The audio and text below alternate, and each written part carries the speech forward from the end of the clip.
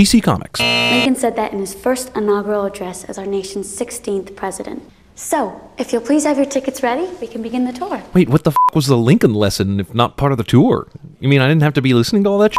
Discount Tiki Barber. I would never let anything happen to you. Obvious foreshadowing dialogue cliche. Oh snap, the X-Men got caught up in an improv everywhere performance.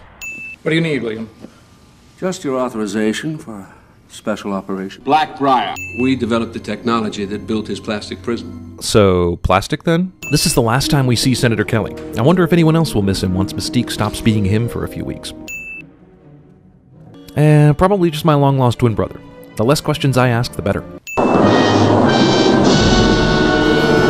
No one stores their soda in the pantry, unless they like it warm or happen to have a script requiring the Iceman mutant to do something cute with his powers.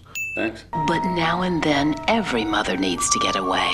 Without her, the babies are helpless. Conveniently timed nature program foreshadowing cliche. Admit it, you rooted for evil to win there. That's a nifty trick this helicopter pulled, opening the doors with wind, I guess. I admit Wolverine's claws are pretty badass, but I think they would be awful at starting cars.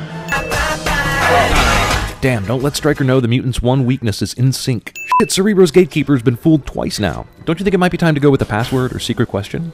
Didn't Magneto tell Stryker everything about Cerebro? When you break it down, Cerebro's a pretty simple machine. All you need is that, all this, and that. What exactly was his stumbling block to building his own? See, even hot girls need to roofie a guy for a sure thing now and again. This dude's underwear. You'll have to forgive, Iceman. True Blood wasn't for another 5 years. I wish I had that cliche. Too much iron in your blood. Too much iron in your blood, enough to make these 3 iron balls, but not enough to be detected by the metal detector? That's its chief job description. If Professor X's helmet is keeping him from using his telepathy, then how is Jason's telepathy getting past the helmet? This is why you bring your spinning top or loaded die with you at all times. How does Magneto know that they would fly here? How long has he been camping in these woods with Mystique, waiting for a plane to fly overhead? Wait a minute.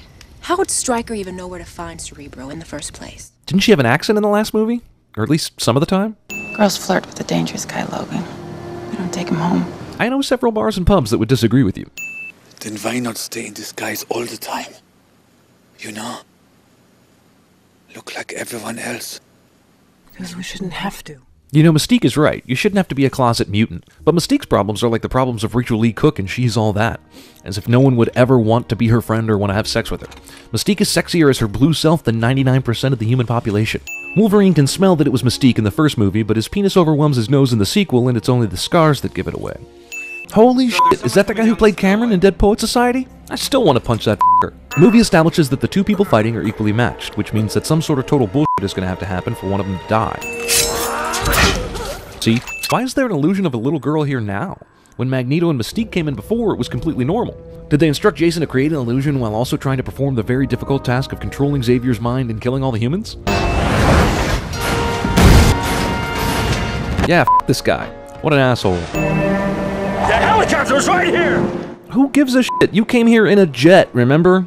Might be understandable for him to forget, but everyone, including Storm, doesn't remember they came here in a jet? Like, what was the plan anyway? Fly off in the helicopter and leave Rogue and Iceman to die as they sat dutifully waiting in the jet? Or fly off in the helicopter to go to the jet, wasting all that time on a short trip when the jet is like 100 yards away? What? How would Rogue know when the perfect time is to start flying this thing? How did she even get it in the air? We just lose the feed? Are we still live?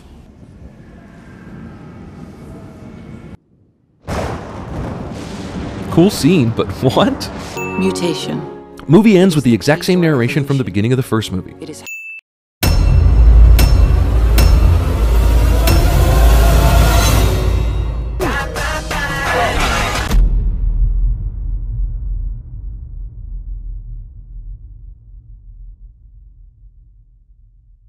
What the hell was that back there? Stryker. His name is Stryker. Stryker. Stryker, Stryker, Stryker, Stryker, Stryker, Stryker! Stryker! These lights represent every living person on the planet. You took my sonar concept and applied it to every phone in the city. With half the city feeding you sonar, you can image all of Gotham. This is wrong.